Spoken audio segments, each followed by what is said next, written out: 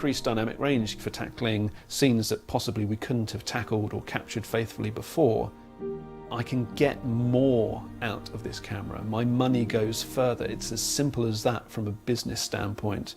From a creative point of view, it's unquestionably unlocking more creative avenues for us as filmmakers.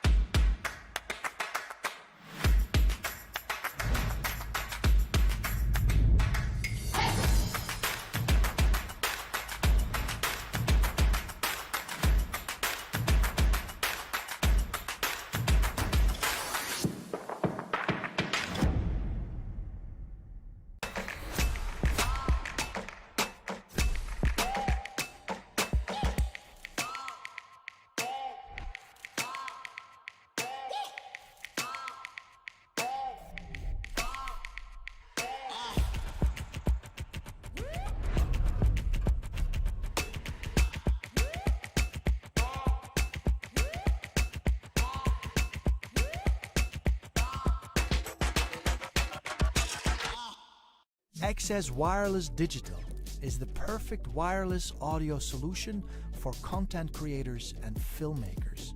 Thanks to a 2.4 GHz transmission, XS Wireless Digital is a truly plug-and-play system that allows you to upgrade your in-camera audio with one-button operation. With a variety of configurations to choose from, this entry point into the world of wireless will improve your workflow and will expand the possibilities of how you capture audio for your video.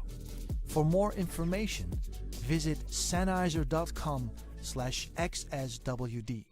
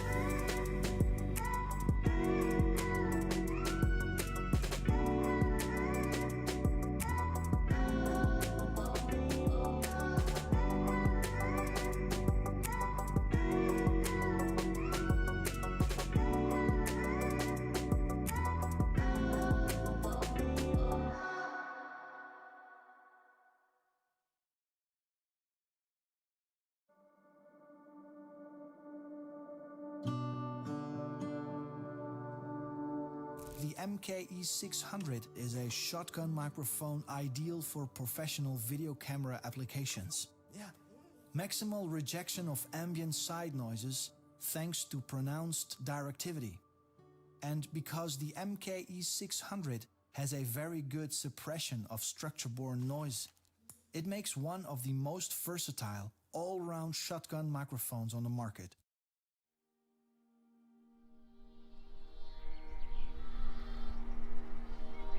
The new Super 35 sensor that Canon have introduced with the C300 Mark III is quite a big step up from other S35 sensors that they have created before. From the body and the flexibility that gives us in terms of the expansion packs and the interchangeable mount, to the sensor with its increased dynamic range for tackling scenes that possibly we couldn't have tackled or captured faithfully before, I can get more out of this camera. My money goes further. It's as simple as that from a business standpoint. From a creative point of view, it's unquestionably unlocking more creative avenues for us as filmmakers.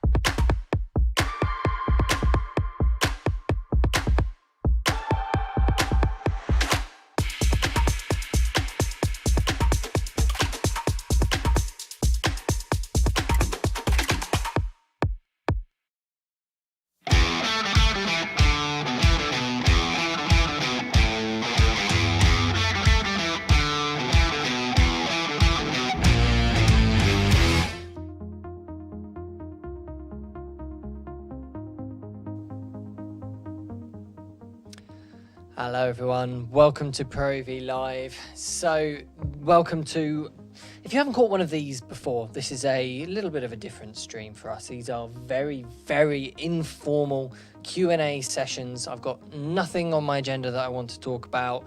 I normally start with just a little rundown of the last week or so, but this is pretty much all dictated by what you guys want to talk about.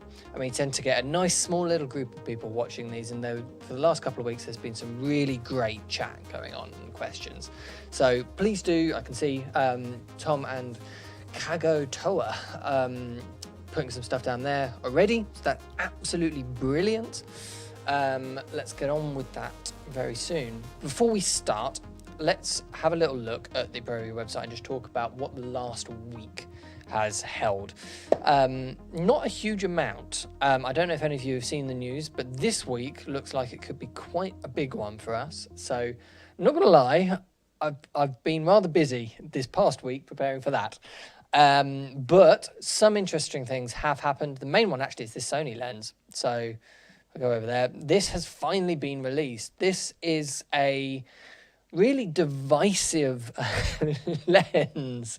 And it's a very interesting lens because it's the first one of Sony effectively turning their very, very good and high quality stills lenses into true video lenses. And by that I mean changing some of the optics around for there's minimal focal breathing and better glaring for video and consistency across the board, things that you need in a video world. A true linear focus, a ringed geared iris on there, and most importantly, decent autofocus and a servo in that same lens. And the autofocus I think is the main one, because for pairing with a camera like the FX9, this is the perfect lenses. They do come in at quite a price, which is the controversial bit of it. Video lenses have always cost a lot more.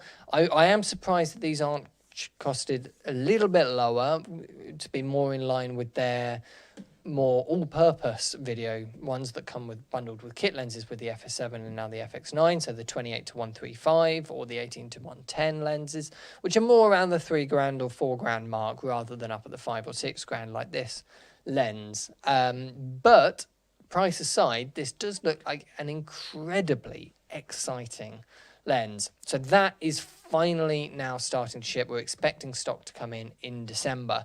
So it's been a long wait. It was announced alongside the FX9 a year ago, and now it is finally here. The other main thing that's happened is the start of Canon's winter cashback campaign. They do this every year. In fact, they normally do a summer one as well. But this one does look particularly good. They pretty much focus down on just their sort of lower to mid-level stills bodies. So there's no R5, R6, that sort of camera in here. But there is the EOS R, the RP, the 5D Mark IV, the 6D Mark II, and the M6 Mark II in there on the 90D. And then a bunch of RF and EF lenses, all the really popular ones, you know, the RF 85, the RF 24 to 70. So if you're looking at buying RF glass, this is a very good time to do it. The way it works is you can, if you buy one of those things from us, you can visit the Canon website with this link over here, and you basically claim that serial number, and they give you this cashback back.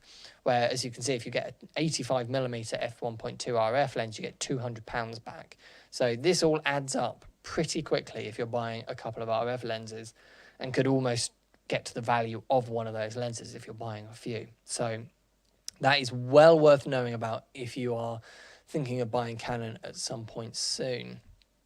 Apart from that, there's not really a huge amount more for me to talk about right now. I've got some quite interesting cameras here beside me. I've got the C70, A7S Mark III, and the new little Panasonic box camera, which I haven't had a chance to look at on the channel yet. But this is quite interesting. It's the BGH1. It's effectively a GH5S in a sort of box style camera. Now, traditionally, this would have been for live broadcast or sort of cranes and all that sort of work. And you've still got some of that here with the Ethernet ports and remote functionality in here and true SDIs and timecode and Genlock. But this is more of a cinema camera than they've ever been before, those sorts of cameras. So it sort of straddles several different sectors, this camera. And what I'm really looking forward to testing out on this is, have they changed the image much from the GH5S? Because the GH5S always had a fantastic image, but it was always quite heavily processed, quite a bit of sharpening and noise reduction applied, which is fine in a camera like the GH5S, but in a camera like this, when it's going to be used for more pro video level work, sort of, an in-car camera, that sort of thing, the crash camera type, mounted in the front of a set and a cockpit or something like that, where this sort of box camera is absolutely perfect for. You don't want all that processing, so that will be very interesting to see. Right, quite a few comments coming in. Okay, Tom, any news on when we'll start to see more stock of the Canon R5 and R6? I haven't heard anything. I'm always the last person in the entire company to hear about stock. The sales team are definitely the right people to ask for that. I know the R5 and the R6 have been very in demand recently because they have been popular in our video world, but also the stills market is just stealing stock worldwide, pretty much. They have been such hugely popular stills cameras, and so the stills photography market has been taking a lot of the stock allocation, and rightly so. We have been getting healthy shipments of them, and we have got them out to lots of customers. But I know over the last month or so, stock has been a little bit difficult. I haven't got any more updates on that for you, unfortunately.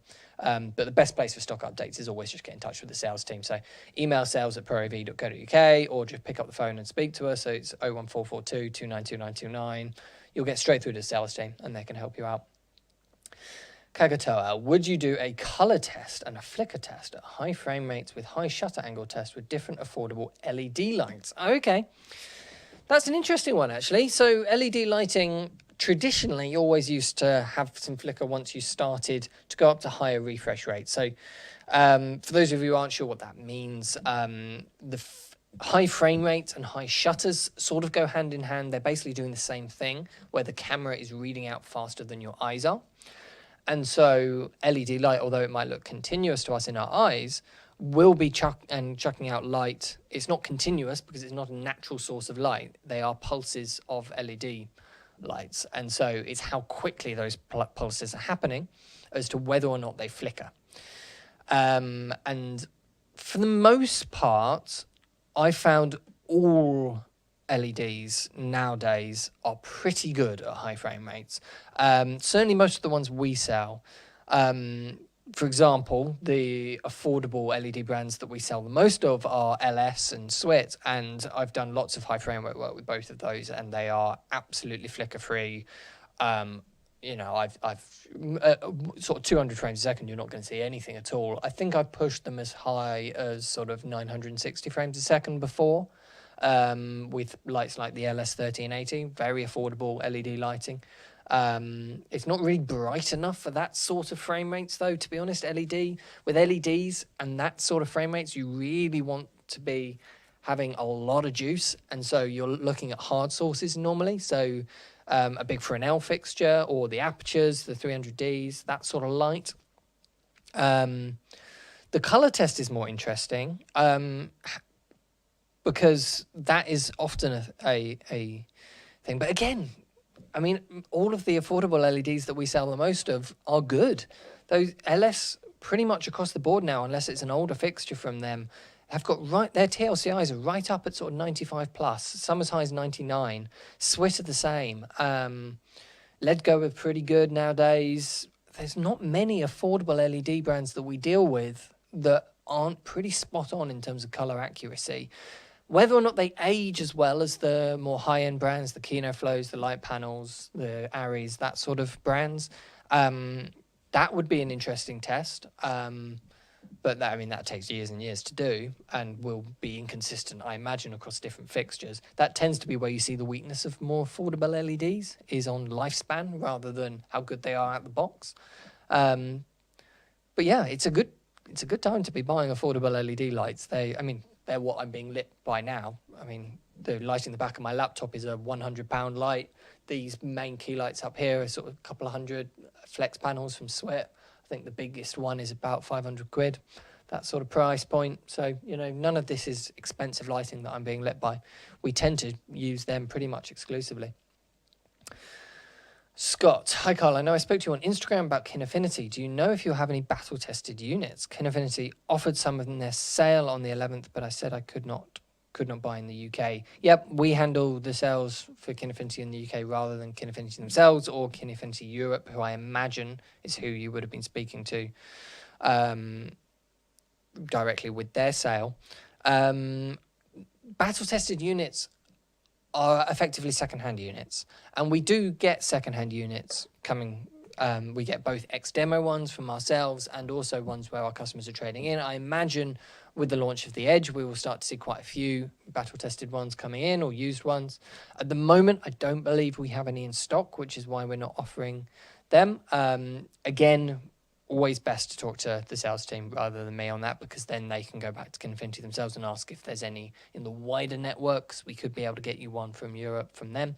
The other thing I would say is you never know with used kit how people have been treating their cameras. And Kinefinity particularly is a brand where I would look after them. You know, they're not built the same as an Arri or a Red, as you would expect. They are much more affordable cameras. And so particularly some of the older ones, you know, the Terra 4K and before, I would be quite nervous about buying secondhand of those unless it's from a reputable place like us, which I guess is why you're asking for battle-tested units. So yeah, as far as I'm aware, we don't have any in at the moment, but get in touch with the sales team and we'll find you, or they'll be able to get you a good deal on a brand new one for yourself. Alvin, I contacted Zacuto, who said they were looking at an attachment for their graticle to attach to the C70. Have I heard anything about that? No, I haven't. That would be cool. Their graticle, though, is quite expensive for the C70, and the big one, I mean, this is the C70 here, you will need the proper one, not the I, the larger one, simply because this has no way of powering that, and it has no SDI. So the I, which would be a perfect size for this, needs SDI and a DTAP power, neither of which the C70 can give. Realistically, it's just not a camera that's going to work particularly well with a viewfinder. What I would love to see is manufacturers like Canon and Sony making little EVFs to go alongside cameras like this, so that you can have them a bit like Kinefinity have done, actually, going back to Scott's point. If you're not familiar with Kinefinity's lineup, look at their EVF. It's really nice and small, and it just uses one cable to get to the camera. Now, obviously, with the C70, it doesn't have the video port like the C300 Mark III does or the C200 does. And so you would need HDMI with this camera. But even so, a small little EVF that's about the size of the Graticle I, not the bigger one, but with a easier way of powering it off of USB or something like that, or and a tiny little HDMI in it, would be very popular. And nobody really makes one, which is a real shame. But if Zacuto are looking for a way to put the Graticle natively onto there, that is great. Although there will be lots of ways of getting your Graticle attached to a hot shoe on the top already through third parties like Small Rig. Which brands sell affordable and reliable gold mount batteries? I don't want to spend a lot of money on bricks that would die soon and increase contamination. So for reliable batteries, Swit are pretty much our go-to for affordable ones. There are other good brands out there. Swit are the ones that we deal with the most. They are very well priced compared to things like Anton Bauer or, you know, the industry standard in battery brands, if you like. And they are very good, very reliable. They get good warranties on them, and they've got a good choice. So yeah, have a little look at our website for Swit. We mainly do V mount here in the UK, but there are lots of gold mount options for Swit's products as well. Hysteria Prods, hi from Mauritius. I would love to see a review or comparison video for your E-Image Tripod GH series. Absolutely, we can definitely do that. I love E-Image tripods, it's got to be said. They are, again, the affordable tripod brand that we deal with the most, like Swit is for our batteries. The reason being is they do a very wide range of tripods. We try and slim it back down to just the ones which we think are really good value for money. Particularly that's the GH6 and the GH10. Absolutely fantastic tripods.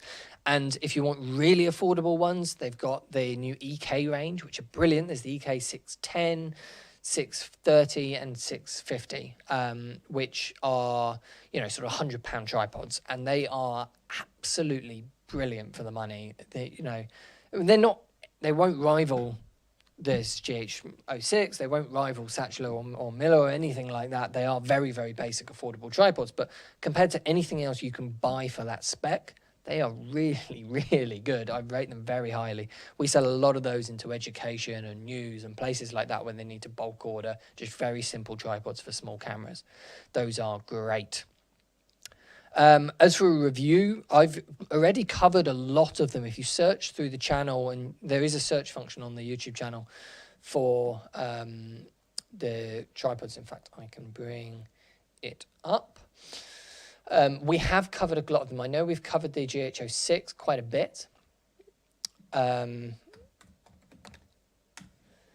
see what we've got. Yep, so we've done this video on the GH06, which is probably the main one.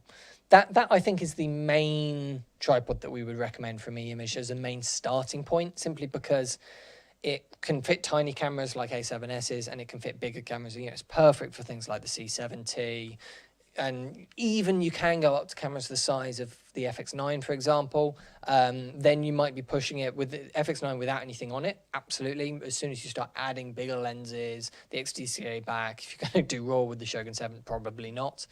For that, there is the eImage GH10L, which is very good. GH10L. And that can come... Right, so this one... Oops. There we go. So this tripod is a 100mm bowl tripod, and supports payloads from all sorts of things. And for this price, for a proper, decent, true fluid head that's 100mm bowl, is pretty fantastic. For things like that FX9 setup, that would be absolutely brilliant. Okay. But yeah, if you want more videos and comparison videos, yeah, absolutely. We can definitely look at doing those. Portkeys have just come up with a small HDMI that would be perfect for the C70. I haven't seen that, Eugene. Is that an EVF or is that a monitor? Scott, thanks for the answer. They did say you would be having a Black Friday sale, but your salespeople said they knew nothing about it. I will wait nearer the time. Okay. Kinfinity, yeah, I don't believe they've told us about the Black Friday sale yet, which would be why our salespeople don't know anything about it. If they say that there is going to be a Black Friday sale, there is almost certainly going to be a Black Friday sale. We haven't announced anything official yet. It's still a way off for Black Friday. But as you say, we'll just have to wait for nearer the time. The Lei 4K HDMI. Let me look that up, Eugene. That sounds interesting. Port.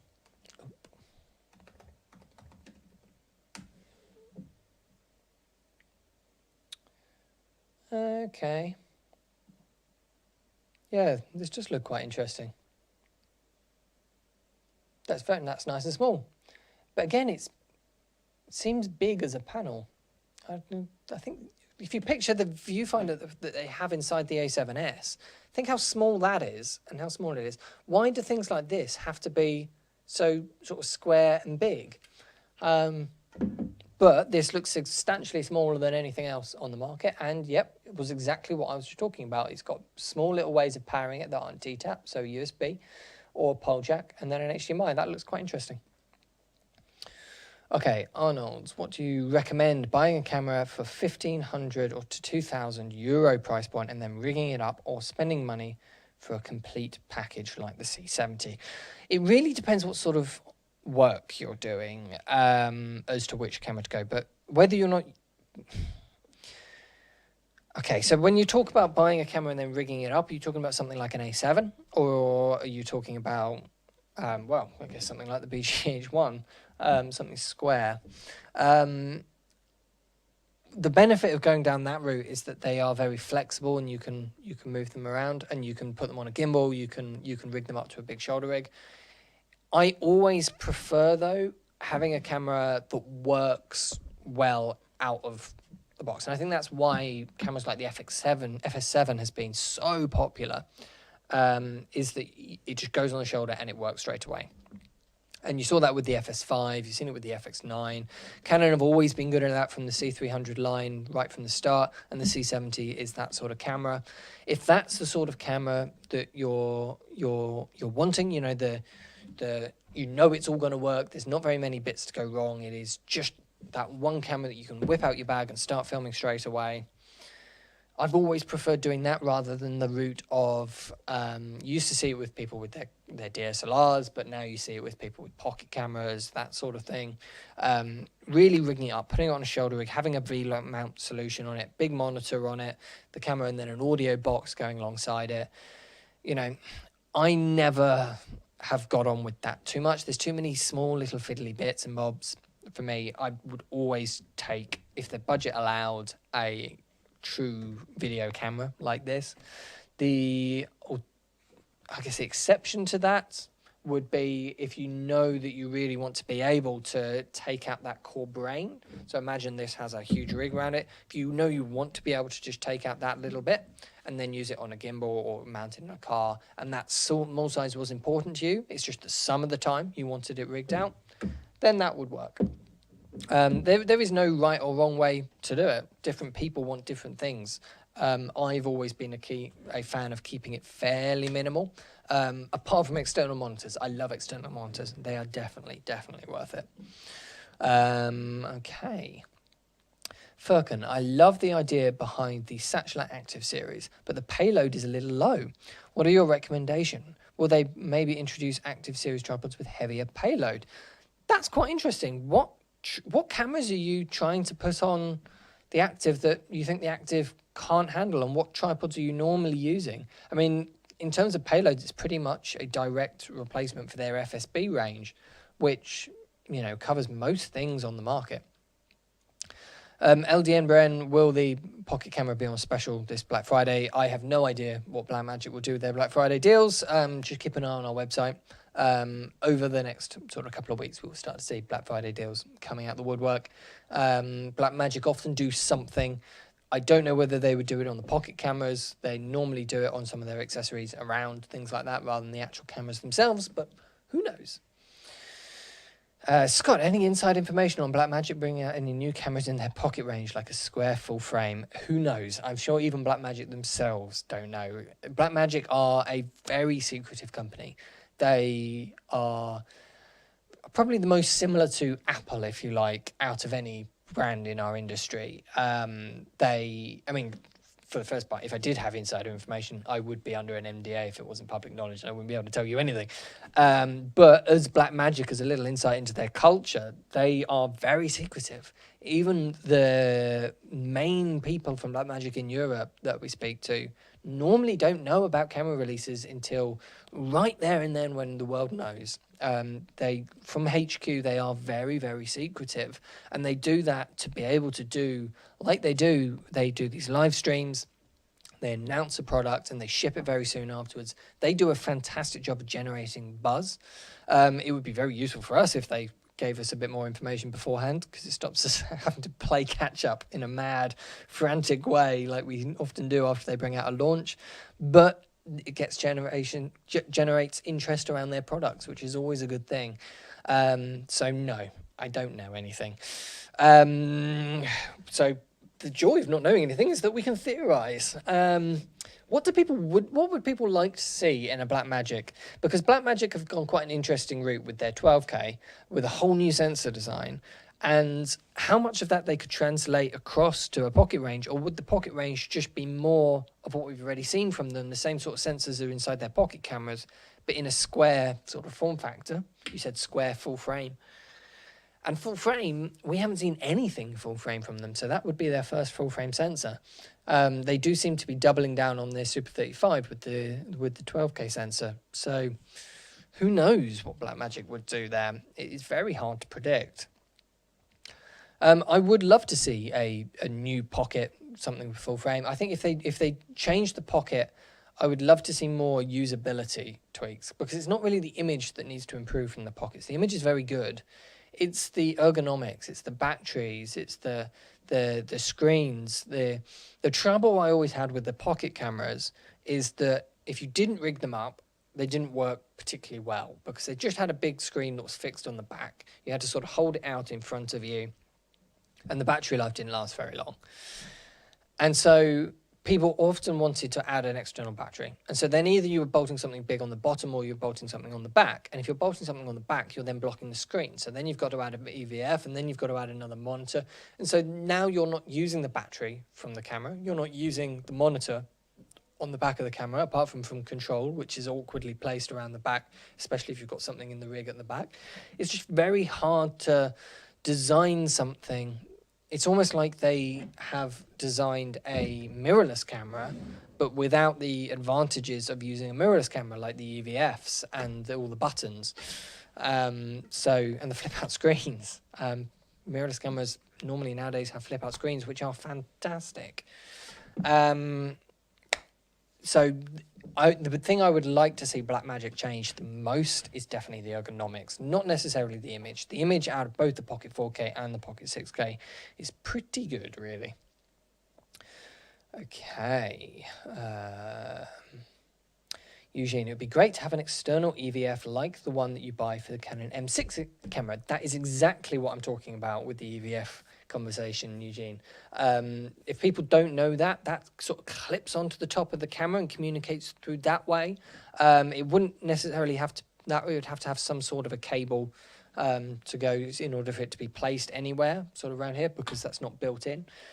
The alternative to that is a technology like Sony's MI shoe, which is a fantastic technology, and we haven't really seen that pass video yet. We've seen it pass control, we've seen it pass audio and light and power. We haven't seen it transmit video, so whether or not that's actually capable of the bandwidth that would be needed to transfer video, I doubt it is, otherwise I imagine we would have seen it so far. But that is the sort of thing I'm thinking of. Shareth, do you give any feedback, and what features would you like to see in future cameras to the camera companies? What features would I like? I mean, I've just talked about Blackmagic. Right, okay. Sony, I would love to see them sort out their menus. They've got so much better, and I know everyone always says Sony menus, but they have got so much better. The A7S Mark III really pushes things forwards for them in terms of menu design, both in terms of how easy it is to control over a touchscreen, how easy it is to flick through the menu and find something. The problem that I have with Sony's menus is not necessarily how good it is on this individual camera. It's when you go between Sony cameras. So if you move from an A7S Mark III to an FX9, to an FS7, to an FS5, if you move around their lineup, the menus change on all of them. And it's not just the aesthetically the layout, it's if you go into something like detail, for example, to see where the sharpness is being applied, they tend to be called different things in different cameras. They tend to have different items in the menu for different ones, and sometimes they have more control than others in ones. They are very sort of scatterly designed, and there's not much uniformity across Sony's lineup with menus. That is what I would love to see Sony improve upon in future models. Panasonic, they need to get their autofocus game together. They have been doing such a good job with contrast-based autofocus. They really have made contrast-based autofocus better than I ever thought it could be. But it's still nowhere near as good as these cameras with phase detect autofocus or a hybrid system. And my gut feeling is that Panasonic are waiting for the next sort of development in autofocus technology. And then they'll jump on that one and this sort of skip phase. But I'm just not convinced that autofocus technology is going to work like that. I think we're just going to we're going to settle on this hybrid approach and then just refine it and refine it and refine it. I might well be wrong, and next year we might see this amazing new technology come out which Panasonic adopt and it blows the industry out of the water. Who knows? But I would love to see Panasonic get better autofocus, and the reason I say that is not because every professional needs autofocus. People have been working perfectly fine without autofocus for years and years and years. Of course, you can produce incredible content without having autofocus. But for the sort of camera that Panasonic are fantastic at making, Panasonic's build quality is brilliant. They tend to be so ergonomically friendly. They tend to be very well weather sealed, and you can take them everywhere with long battery life. And they tend to be affordable.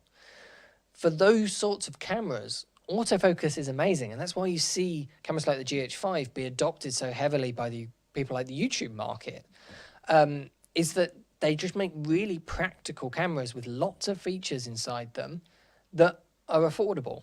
And for people like that, autofocus is really, really useful. Not important. They don't have to have it. They can make do without it, as we've seen by everyone using the GH5. But it's so useful. Who haven't I talked about? I haven't talked about Canon. I think Canon... Oh, what's a Canon need to improve? They need to... It's difficult. Canon have been doing quite well this year. Canon have been having a bit of an identity crisis this year. They've been doing really well in some areas and then dropping in some areas. And I think the overheating issues with the R5 has hurt them a little bit.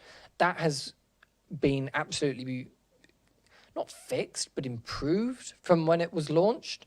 But if you rewind to before the R5 and the R6 launch, you tend to associate Canons with being bulletproof. They were the documentary camera of choice. They were the ones that you would take anywhere. You know, a 1DX, a 5D, you could take these into volcanoes, into the Arctic, and do whatever you want with them, and they would survive for the most part. They were battle-tested, bulletproof cameras. And to think that, and to be fair on Canon, the R5 and the R6 still is, and that's why it overheats. It's because of all the weather sealing in that camera. But having a video tool which overheats on you is difficult. Difficult to deal with for a professional. And I think that is something that you wouldn't normally have associated with Canon as a brand.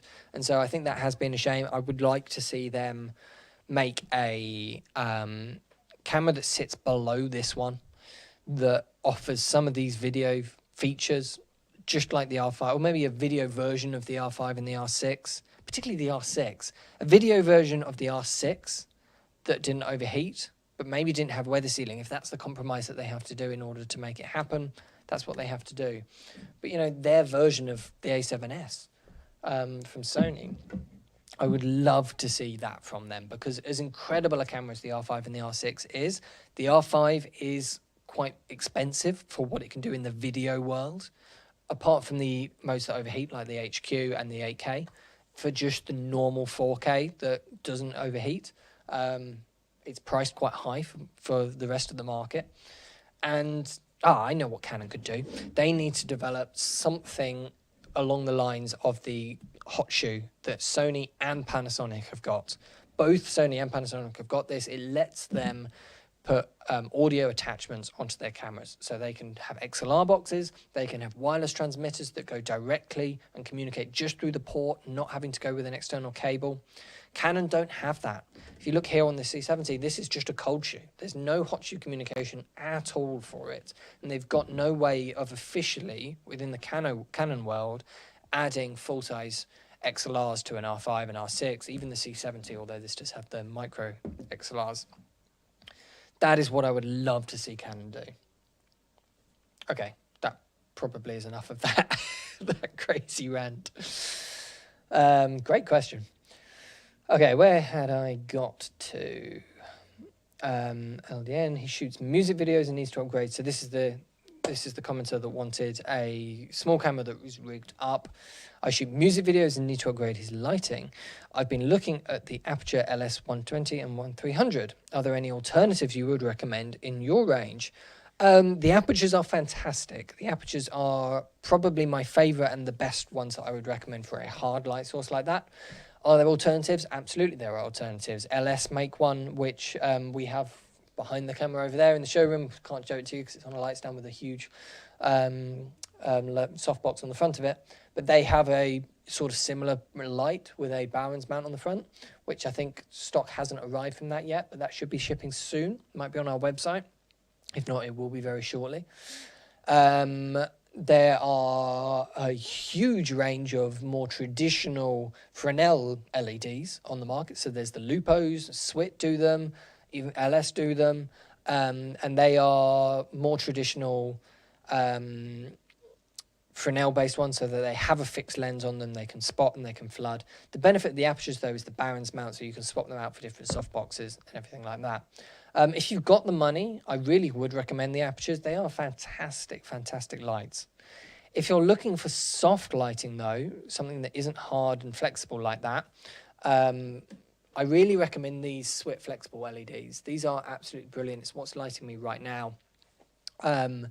They are, let me bring them up on our website. S26, here we go. So this is the 2630. This is the largest of them all that I'm being lit with as my key light here. So this is the highest priced one. These are fantastic. And I think we'll have the other ones associated with them. It would be the S2610. There we go. So this is the medium-sized one. So this is my fill over here.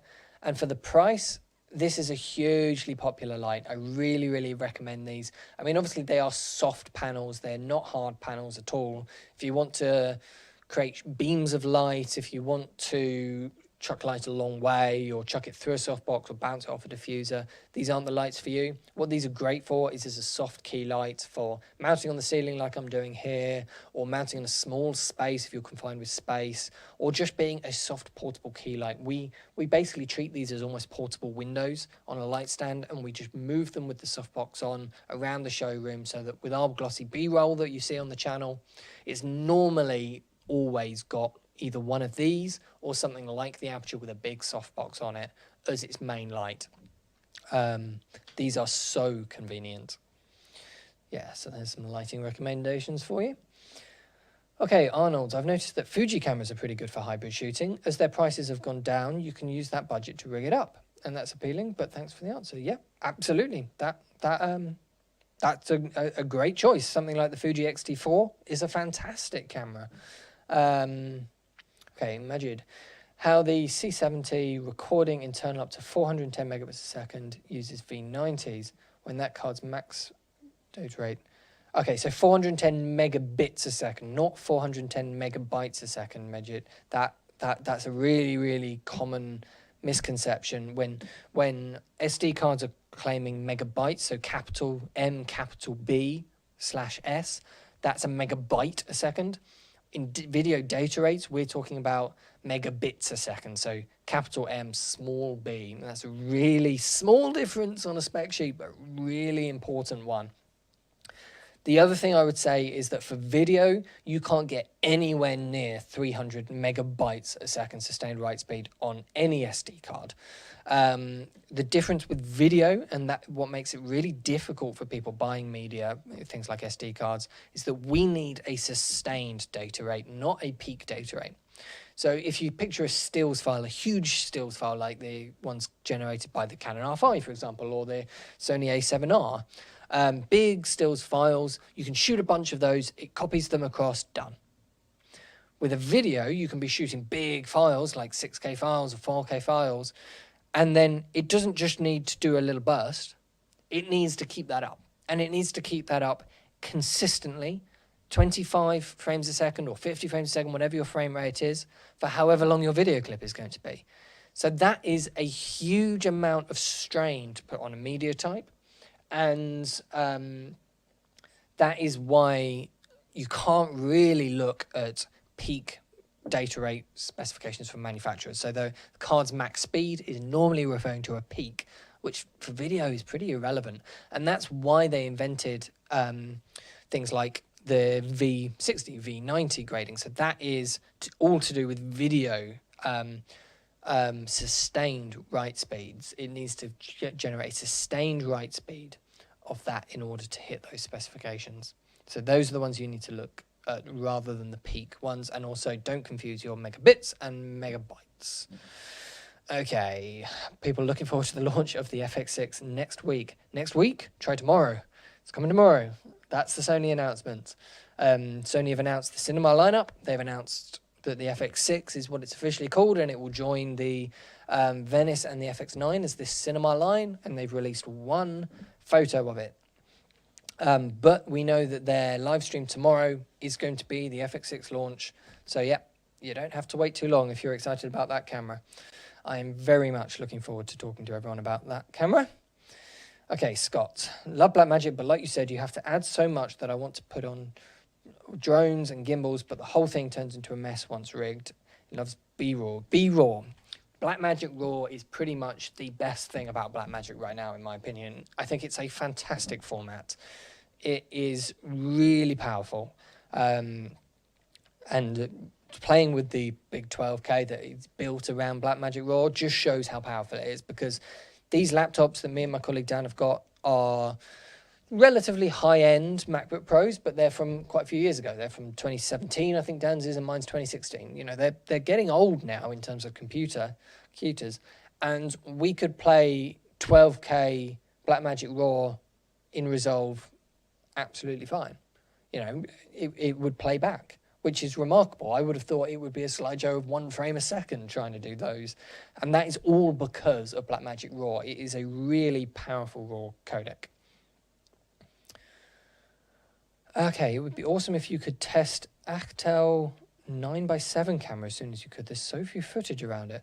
I'm not sure what camera that is, Kakatoa. I think that is the orange IMAX camera that a cinematographer made. Is that right?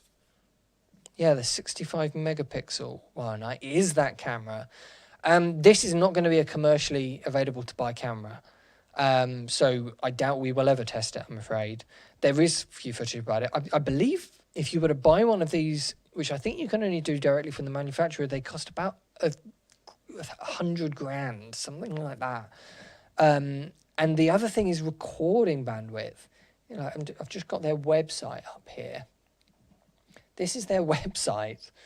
And you see, this is their recording bandwidth.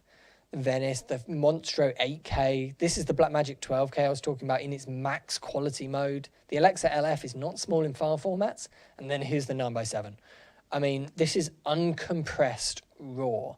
In order to film with this, you are going to need the most monumental budgets. I mean, monumental budgets, like beyond Netflix shows, feature films. I really struggle to see who is going to be using this camera other than really specialist cameras where you have no other choice but to use that camera, like if it has to be really high resolution in a VR rig or something like that, for example.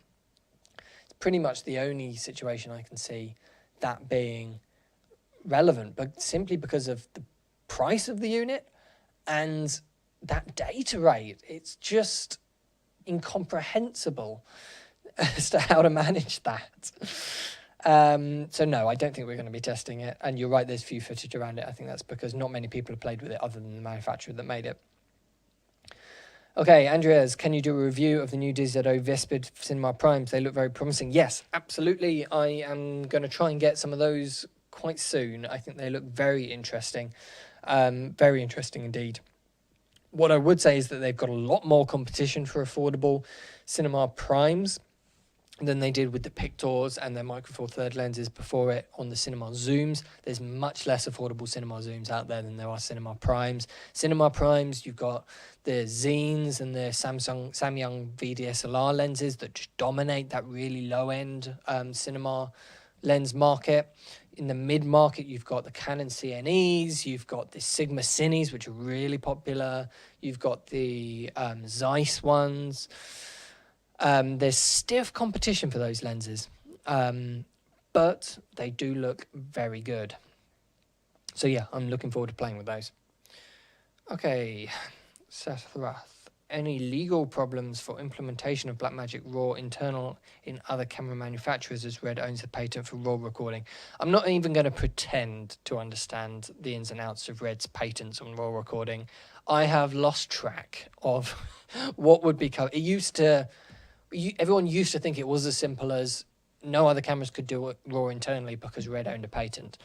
And I think cameras have now developed beyond the point of what that patent covers. And so by being able to offboard some of the debayer program or avoid doing a debayering in general, because it's not a sensor built around a deburring process like Blackmagic's 12K is, for example.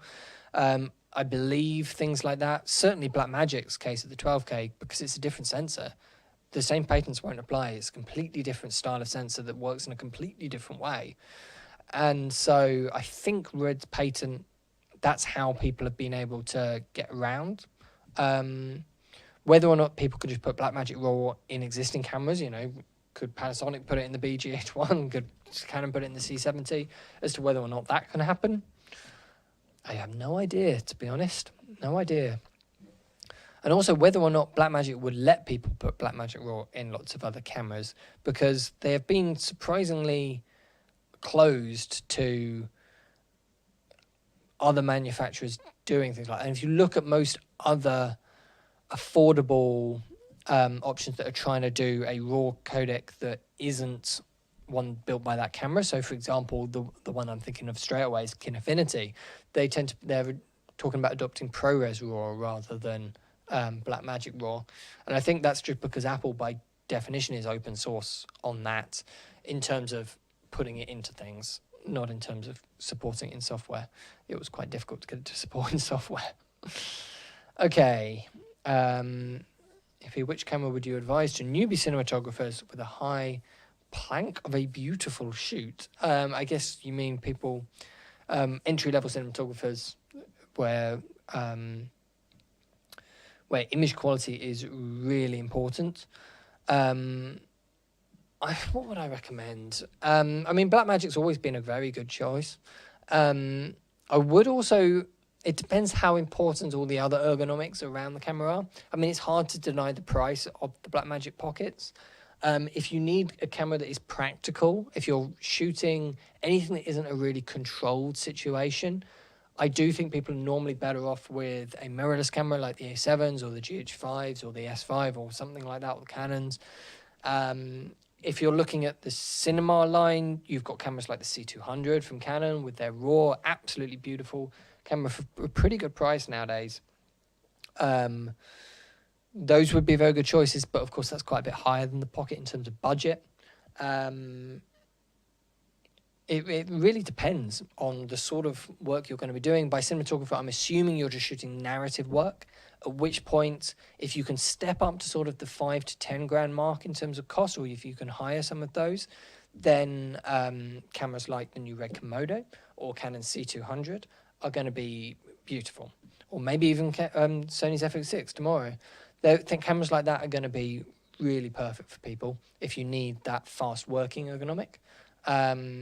If you're trying to do it on a lower budget than that, Blackmagic Pocket. I mean, you're commenting there, Blackmagic Pocket 4K. How about that? Yes.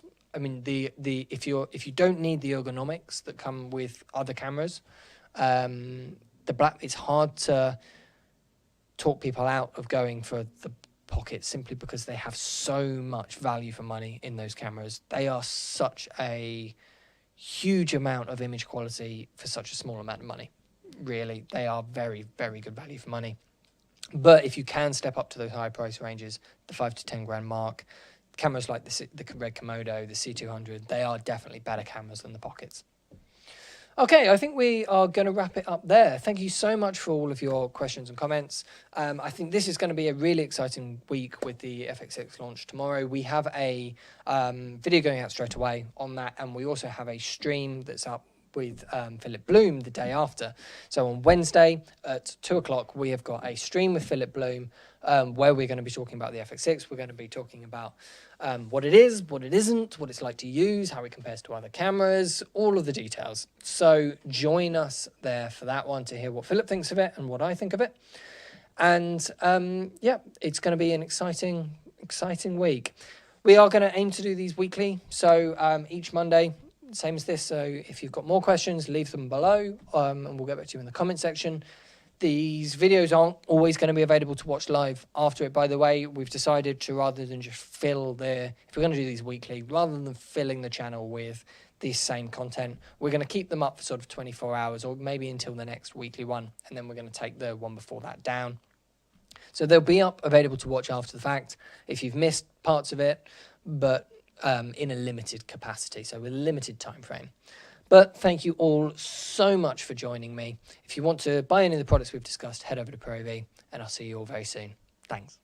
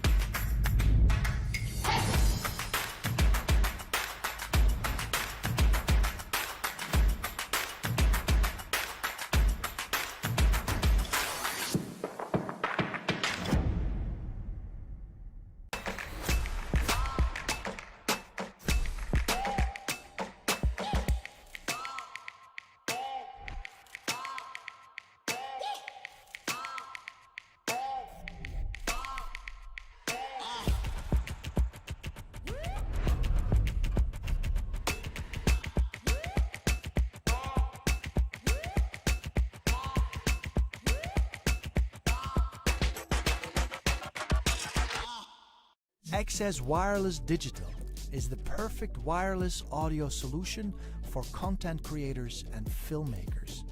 Thanks to a 2.4 GHz transmission, XS Wireless Digital is a truly plug-and-play system that allows you to upgrade your in-camera audio with one-button operation. With a variety of configurations to choose from, this entry point into the world of wireless will improve your workflow and will expand the possibilities of how you capture audio for your video. For more information, visit sennheiser.com/XSWD.